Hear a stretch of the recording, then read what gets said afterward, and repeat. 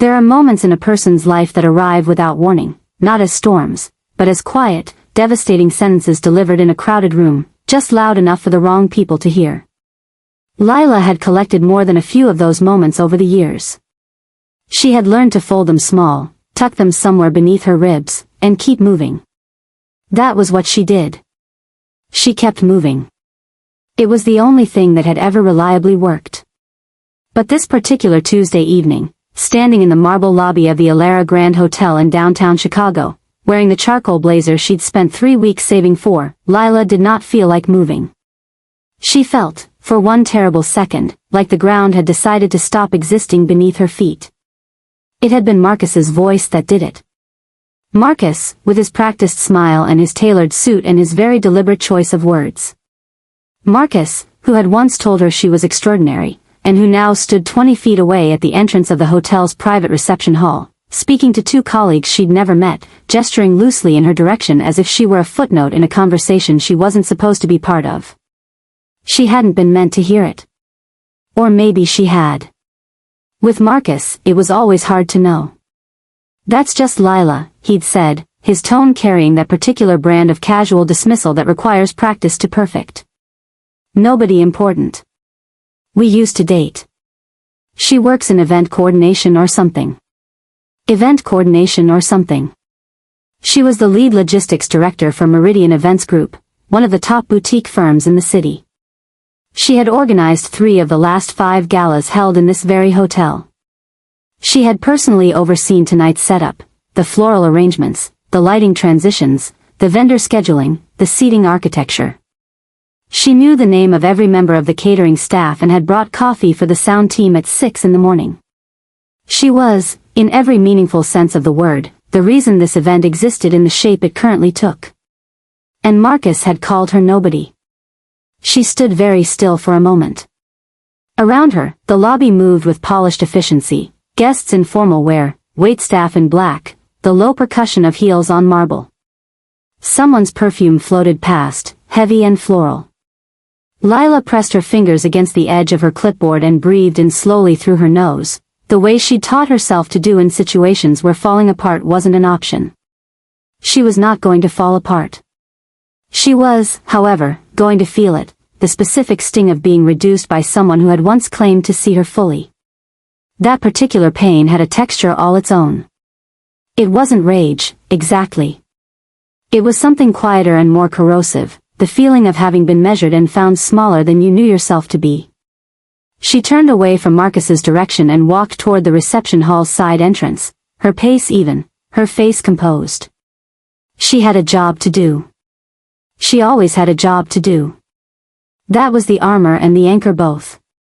What she didn't know yet, what she could not have possibly anticipated on that ordinary Tuesday in her carefully organized life, was that the man who would change the entire shape of the next hour, and the next several months, had just stepped through the Alara Grand's main entrance at the precise moment Marcus's words reached her ears. Victorian Lazarev did not enter rooms.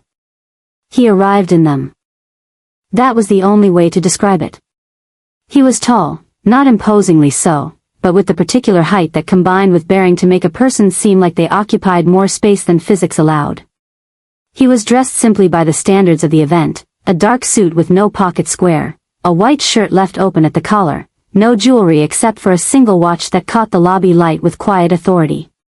His face was angular and still, the kind of stillness that didn't come from peace but from control, from years of deciding, consciously, exactly how much of himself to reveal at any given moment. His hair was dark, silvering slightly at the temples in a way that had clearly arrived early and had clearly never been a source of concern. His eyes, when they moved across the room, did so with the measured attention of someone accustomed to reading environments rather than simply occupying them. He was accompanied by 2 men who flanked him with the practiced ease of people who existed primarily to be unnoticed while remaining completely present. Lila barely registered him as she passed through the lobby's peripheral space, her mind still caught in the undertow of Marcus's words, her focus narrowing toward the task still waiting for her inside the hall. She had a microphone check to confirm at 7:15 and a floral delivery discrepancy to resolve before the doors opened at 8. She didn't notice Victorian Lazarev. But he noticed her. Not in the way men sometimes noticed women at events like this, with the roving, distracted attention of someone cataloging options. He noticed her the way a person notices something specific, the way she held herself as she moved, the precise quality of her composure, the almost imperceptible tension in her jaw that suggested she was managing something interior that had nothing to do with the clipboard in her hand. He was, by both profession and nature, a student of controlled people. He had spent the better part of his adult life learning to read what lived beneath the surface of composed faces. And Lila's face, in this moment, was a study in quiet dignity under pressure. He paused in the lobby, said something brief to one of his companions, and watched her disappear through the side entrance. He didn't follow her then. He had his own reasons for being at the Alara Grand tonight, and they were not romantic. He was here because Gregor Anton, an old associate from the years he'd spent building what polite society chose not to name directly, had requested his presence at a meeting disguised as a reception. Victorian attended such things out of obligation and intelligence, never pleasure. He hadn't experienced genuine pleasure at a social function in years. He moved toward the reception hall. Inside, Lila was already in motion. She resolved the floral issue in 4 minutes, a matter of 2 centerpieces that had been placed on the wrong tables, throwing off the symmetry she'd designed around the room's uneven column spacing. She confirmed the microphone levels, checked in with the catering lead, reviewed the entrance timing with the hotel's events manager, and was midway through a quiet conversation with the lighting technician when she felt the first prickling awareness that someone was watching her. She finished the conversation. She made a note on her clipboard. She turned around. Victorian Lazarev was standing approximately 12 feet away, near the bar's setup along the hall's east wall, holding a glass of water and watching her with an expression that was impossible to categorize. Not curiosity, exactly. Not admiration. Something more deliberate than either. She held his gaze for a moment, professional reflex overriding the instinct to look away, then turned back to her work. She was aware, for the rest of the following 20 minutes, of his presence in the room with a specificity that irritated her. She couldn't explain it. She'd worked hundreds of events alongside powerful men, business leaders, politicians, people who wore their influence like a second suit. She had learned long ago not to be affected by proximity to power. Power, in her experience, was often less interesting than it appeared. This felt different. She couldn't locate why, and the inability to locate it made it worse. At 7:45, with the hall filling steadily and the ambient noise rising toward the pleasant blur of a well-attended event, Marcus appeared at her elbow. She had known he would. He had a talent for finding the precise moment when her hands were full and her options for escape were limited. She had once found this quality charming. She did not find it charming now. Lila. His voice carried the warmth of someone who believed warmth cost nothing. You really outdid yourself with the space. It looks incredible. Thank you, she said, without looking at him, her eyes tracking the path of a server who'd veered off the designated route. I meant what I said to Denning and Harlow earlier, he continued, his voice dropping slightly, acquiring a texture she recognized, the one he used when he wanted something to sound more intimate than it was. You've got a real gift for this.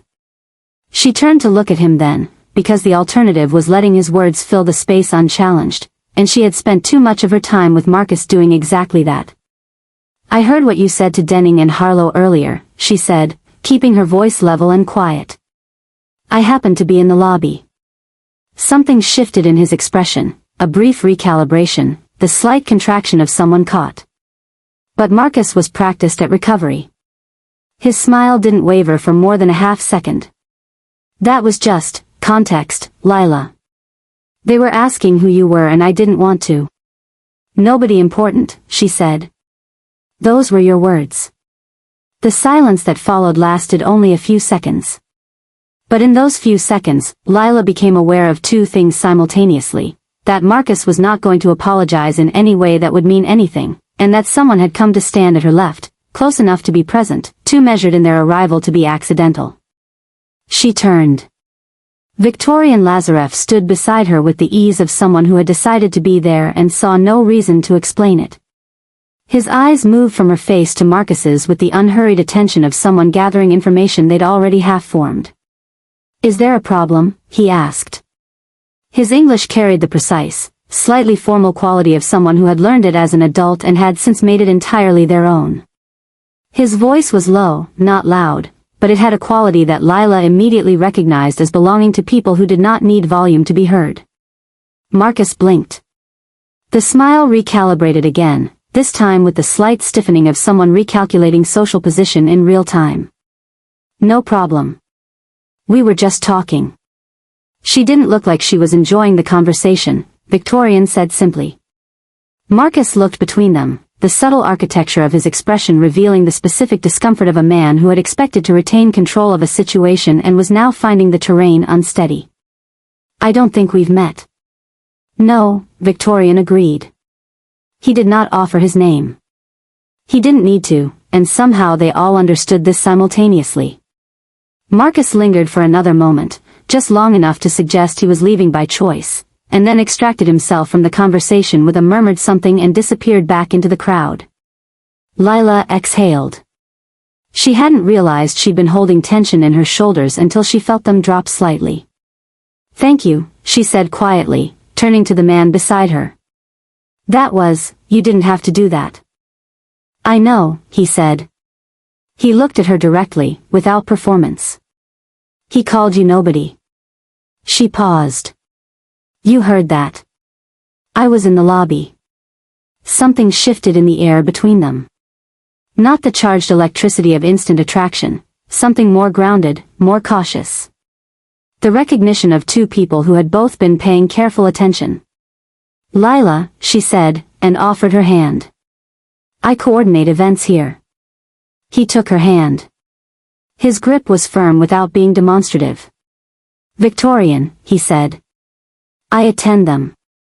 The faintest suggestion of amusement moved across his face, and she found herself surprised by it, surprised by how quietly it arrived, and how much it changed the quality of his stillness. That's not very specific, she said. No, he agreed. It isn't. She should have returned to work. She had 4 agenda items still pending before the program began. She was aware of all 4 of them, arranged neatly in her mind, demanding attention. And yet she stood there for another 20 seconds, for no professional reason she could name, before the approach of her assistant Elena gave her a reason to step back into motion. Mr. Lazarev, she said as she turned. Enjoy the evening. I suspect I might, he said. She didn't speak to him again that night. She was working, and he was occupied by whatever had brought him here, and the event unfolded with the smooth precision she'd spent weeks engineering. But she was aware of him, a peripheral awareness she told herself was simply professional attentiveness, the same attention she gave to any element of the room that carried weight. She caught his eye once, from across the hall, near the end of the program. He was standing with a group of men who spoke in low voices with the focused brevity of people transacting something that had nothing to do with the evening's stated purpose. His eyes moved across the room the way they had from the beginning, steady, habitual, taking careful inventory. When they found hers, he didn't look away immediately. Neither did she. She looked away first. She wasn't sure why. She told herself, driving home at midnight, that she wouldn't think about him. She had a follow-up report to write, 3 vendor invoices to review, and a new proposal due to a corporate client by Thursday. She had work. Work was real and specific in hers. She thought about him for most of the drive home. The call came 4 days later, through the hotel's events coordination office. A request for a private consultation, a client interested in commissioning a high-security event for a guest list of approximately 60 people, tight timeline, flexible budget. The name on the inquiry was listed as Lazarev Holdings. Lila read it twice. She accepted the meeting. She told herself this was purely professional. And it was, she believed that, genuinely, sitting across from him in the private meeting room on the hotel's 6th floor 4 days after the gala, with her portfolio open and her proposal framework printed and her most precise professional manner firmly in place. She believed it because she needed to, and because the alternative was acknowledging that she had taken this meeting faster than she normally would have, and that she had spent slightly longer choosing what to wear than was warranted by a client consultation. Victorian arrived exactly on time. He came alone this time, which she noticed. He sat down, declined coffee, and looked at her portfolio with genuine attention, not the performative interest of someone going through motions, but the focused engagement of someone who processed information seriously. They talked for 90 minutes. He was direct without being brusque. He asked specific questions.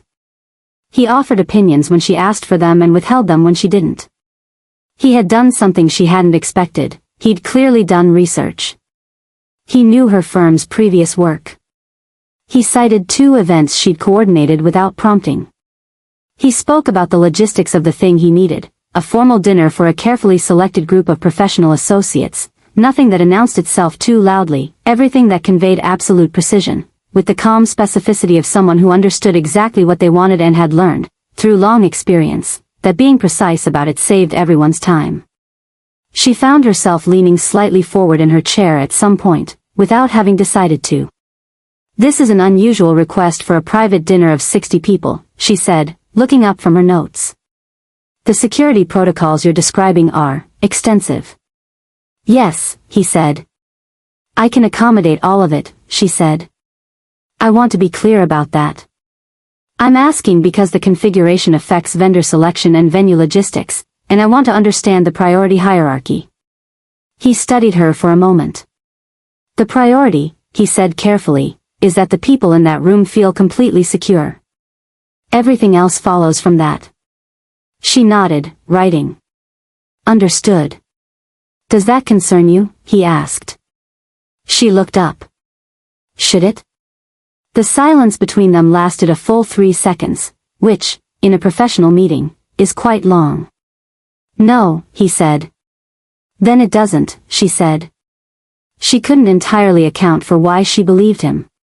She had coordination experience with clients who occupied complicated professional landscapes, security executives, political operatives, corporate figures with complicated histories. She had learned to take the work at face value, to do her job well, and to ask the questions that mattered for logistics without requiring full disclosure of everything she suspected. It was a professional competency she developed over years, and she applied it here, and she didn't interrogate her own comfort level too deeply because she had a proposal to finish.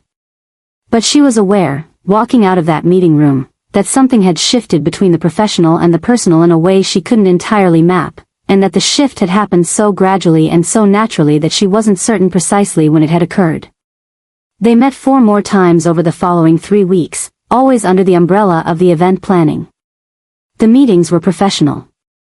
They were also something else, something that lived in the spaces between agenda items, in the moments when the work was temporarily resolved and they were simply 2 people in a room with an hour left and no immediate task requiring either of them. Victorian asked her questions she didn't expect. Not about logistics, about her. About how she'd arrived at event coordination, about what she found satisfying in the work, about what had made her decide to start her own firm rather than stay within an agency structure. He asked with the genuine attention of someone who was actually interested in the answers, and this quality, so specific, so scarce in her experience, dismantled something in her defenses that she'd spent a long time constructing. She asked him questions in return. He answered some of them. Others he sidestepped with an honesty about the sidestepping that she found, somehow, more reassuring than evasion would have been. "That's not something I can discuss here," he said once, about a question concerning the origin of his business, and the clean directness of the refusal was easier to receive than a crafted deflection would have been. She knew what he was. She was not naive. Chicago was not a city that hid its complicated power structures particularly well, and Victorian Lazarev's name, once she'd looked it up with the particular motivation of a woman who had agreed to a significant professional contract, was not without its attended rumors, its careful silences in certain journalism, its weight in specific circles. She knew the shape of what she was adjacent to. She had known it, really, since the lobby of the Alara Grand, since the moment he'd stood beside her without being asked and spoken in that voice that didn't need volume. She chose, with open eyes, to continue. Because the work was legitimate. Because she was capable of managing professional relationships at the edges of complicated territory. Because she was, beneath the careful professional exterior, deeply curious about him in a way she hadn't been curious about anyone in a long time. And because, and this was the part she was most honest about in the quiet of her own apartment, He had heard Marcus call her nobody, and he had stood beside her anyway, without making a performance of it, without asking for credit, and something about that simple, quiet act had lodged itself in her chest in a place that didn't quite release. It was after their 5th meeting, as she was gathering her materials and he was reviewing the final vendor list she'd provided, that Marcus happened. She had not thought about Marcus in over a week, which was itself a small victory. But Chicago was not a large city in the ways that mattered, and Marcus ran in the same general orbit of corporate events and hotel functions that her work regularly brought her into. She had known, abstractly, that their paths would cross again. She had simply not anticipated the specific shape of how. He appeared in the hallway outside the meeting room as she and Victorian were leaving together, a coincidence so perfectly timed that she briefly wondered if he'd engineered it, then decided that even Marcus's ego didn't extend to that level of logistics. He saw them. His eyes moved from Lila to Victorian with the swift, recalibrating attention of a man who has just encountered information that requires processing. Something moved through his expression, a brief complicated thing, equal parts surprise and something uglier, the look of a person who has defined someone else's value and is now confronted with evidence that the definition was wrong. "Lila," he said. His voice had lost its practiced warmth. "I didn't know you had clients up here." "I have a lot of clients," she said pleasantly. His eyes moved to Victorian again, longer this time, with the particular calculation of a man trying to play someone and coming up with something large enough to affect his posture. Victorian said nothing. He simply stood beside Lila with the same unremarkable ease he'd demonstrated in the gala hall, and watched Marcus with the patient, unreadable attention of someone with no particular need to explain himself. The silence stretched. Marcus's confidence, which operated primarily on the fuel of being the most assured person in any given space, had nowhere to go.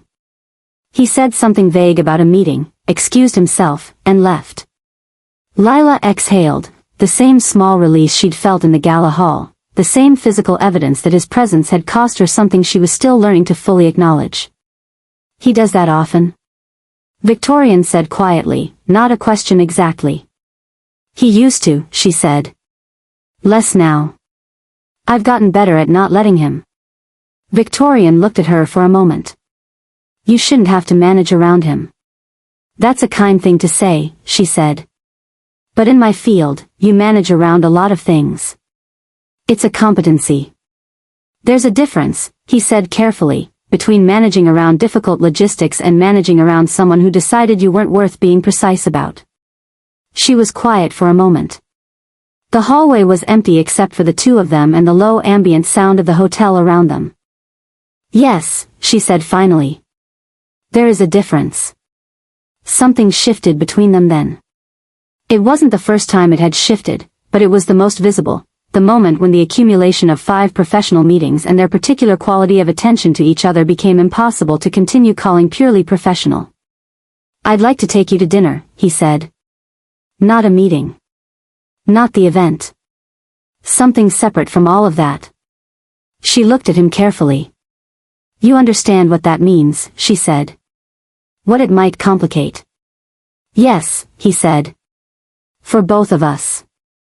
"Yes." She thought about the things she knew and the things she didn't.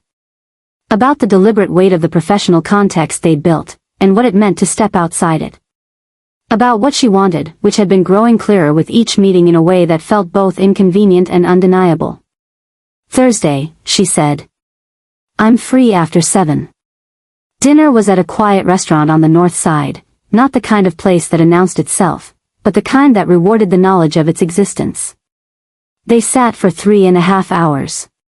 She stopped monitoring the time at some point during the second hour, which was something she very rarely did anywhere. He told her things about himself that weren't in any article.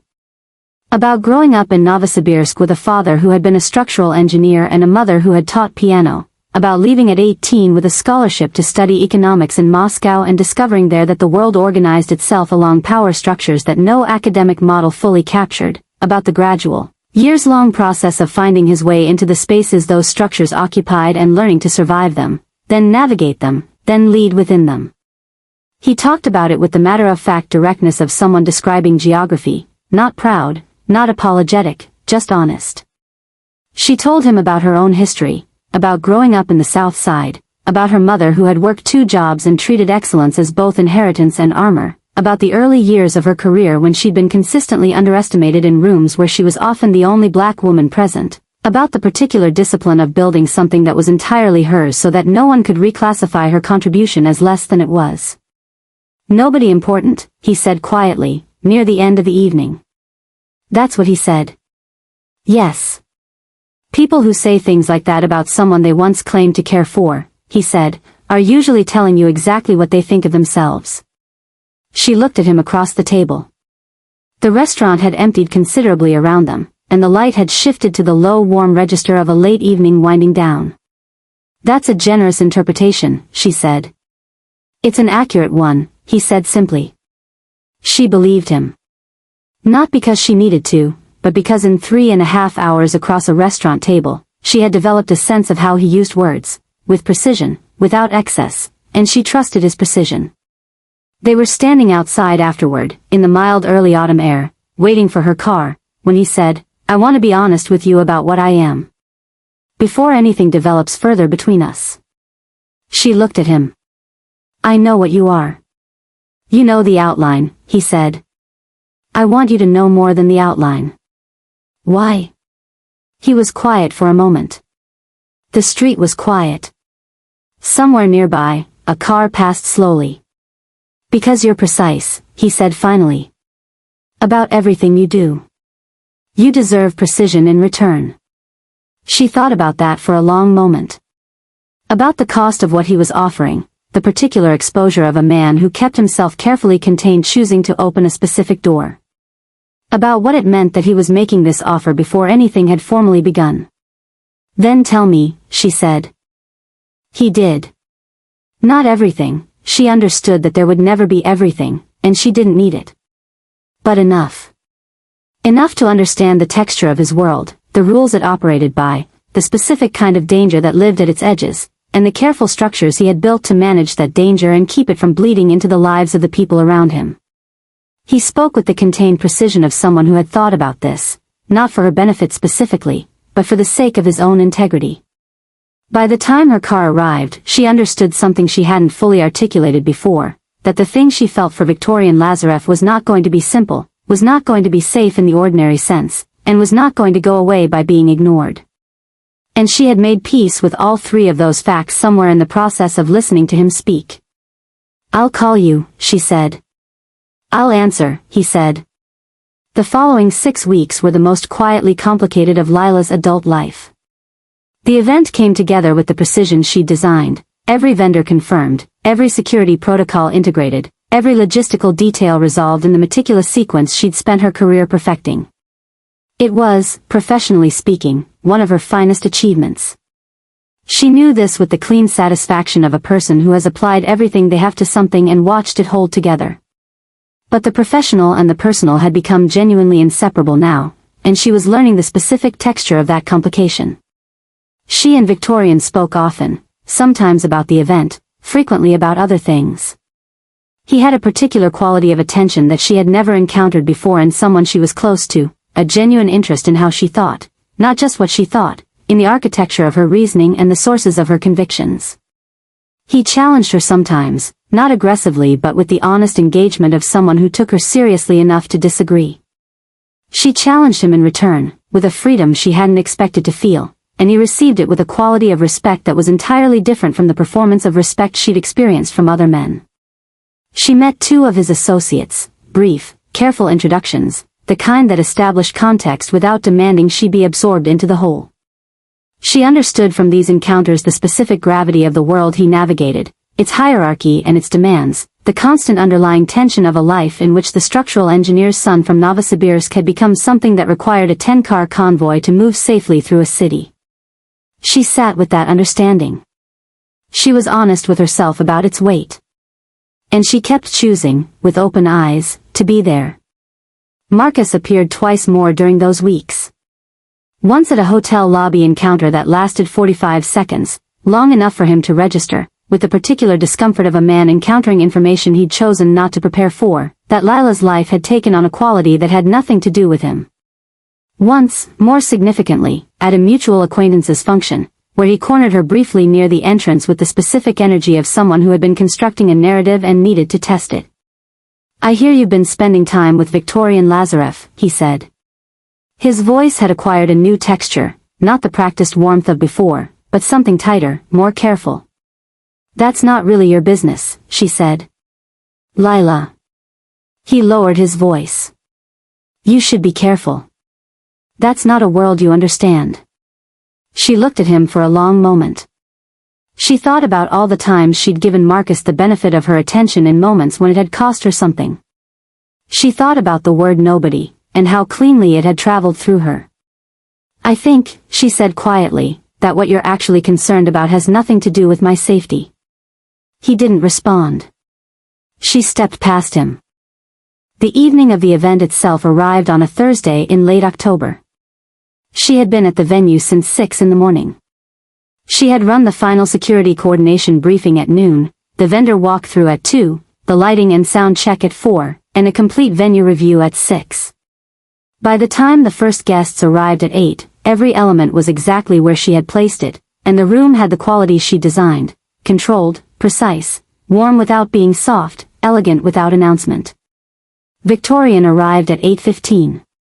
She was standing near the entrance when his convoy pulled up outside, and she had known, intellectually, what a full security arrangement looked like for someone like him, but the reality of it had a scale she hadn't entirely prepared for. 10 vehicles. Coordinated arrival.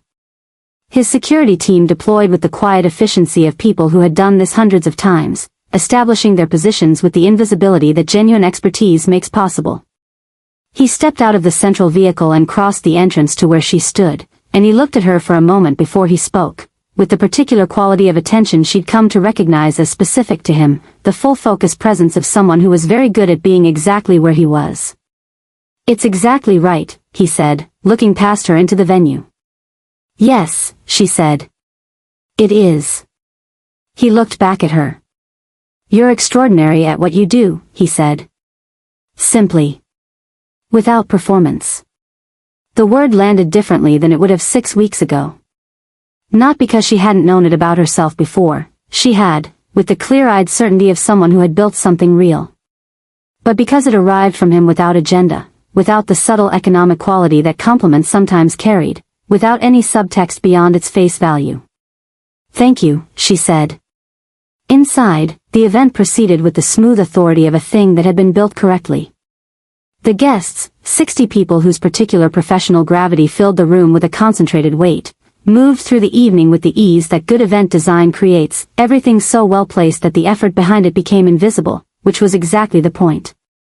She was managing a minor catering timing adjustment near the midpoint of the evening when she became aware of a shift in the room's energy, a subtle tightening, a realignment of attention near the entrance that had nothing to do with the program.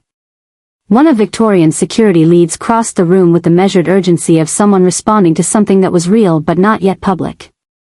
She found Victorian within 30 seconds, by the simple method of looking for where the room's calm was most deliberately maintained, and found him exactly there, speaking quietly with 2 of his associates, his expression entirely still. He saw her approaching and stepped slightly away from the conversation. "There's a situation outside," she said quietly. She'd been told by her own security contact. "Should we begin the early exit sequence for guests?" He looked at her with the brief, distinct attention of someone recalibrating. "You have an exit sequence." "I have 3 of them," she said. 4 different contingency profiles. The middle scenario is a structured early close, casual framing, nobody alarmed. A moment of complete stillness in his expression. Then, "Yes. Begin it."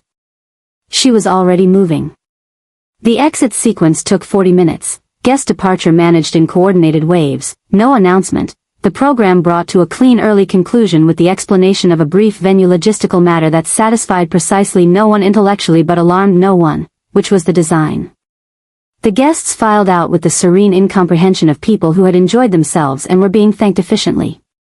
Her team moved with the precision of 5 rehearsals worth of muscle memory. By 9:45, the room was clear.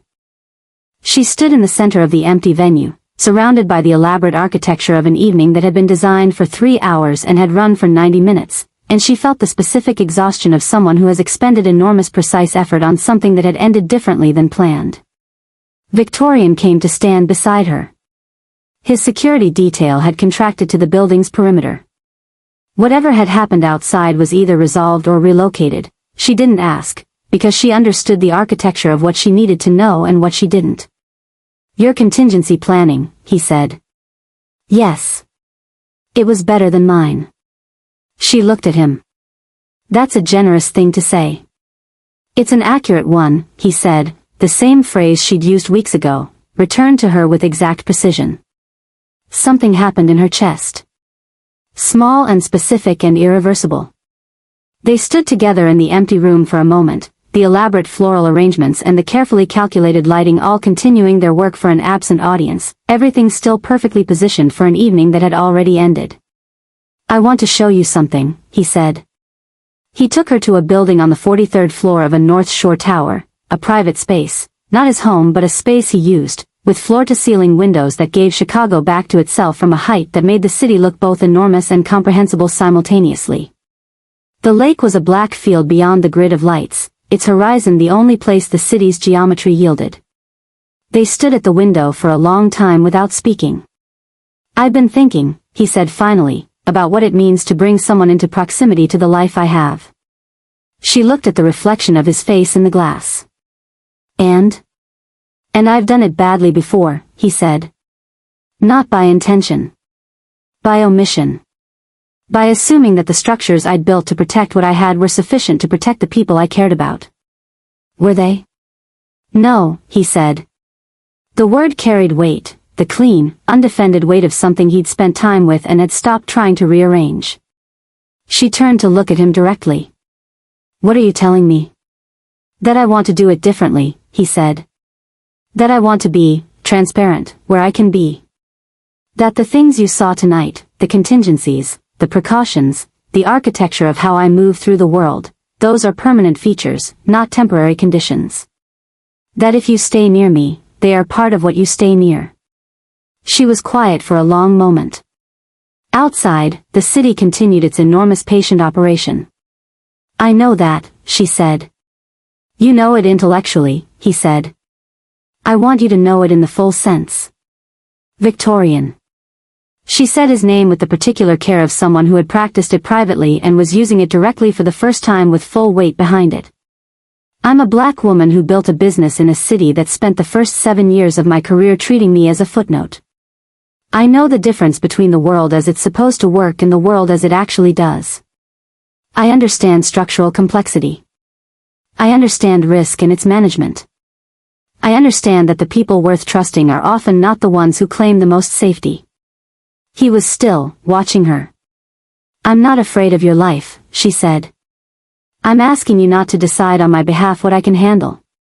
The silence that followed was different from the earlier silences, warmer, with a quality of yielding in it, something giving way in a direction that felt like arrival rather than loss. "I won't," he said. "I haven't. I've been trying not to." "I know," she said. "You've been doing fairly well."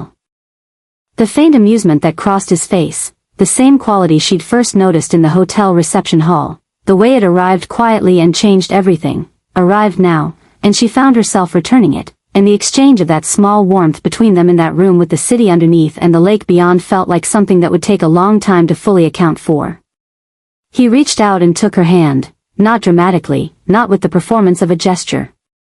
Simply, deliberately, with the same quiet exactness with which he did everything. She let him hold it. Marcus encountered them one final time, 3 weeks later. It was unavoidable in the mathematical sense of two people who worked in adjacent professional spaces in a city of bounded geography. He saw them outside the Alara Grand on a Thursday evening, Lila, beside Victorian, who was moving toward the waiting convoy with the unhurried efficiency of a man who had somewhere to be. The 10 vehicles were there, arranged with the precision she'd come to read as familiar. His security detail and their positions.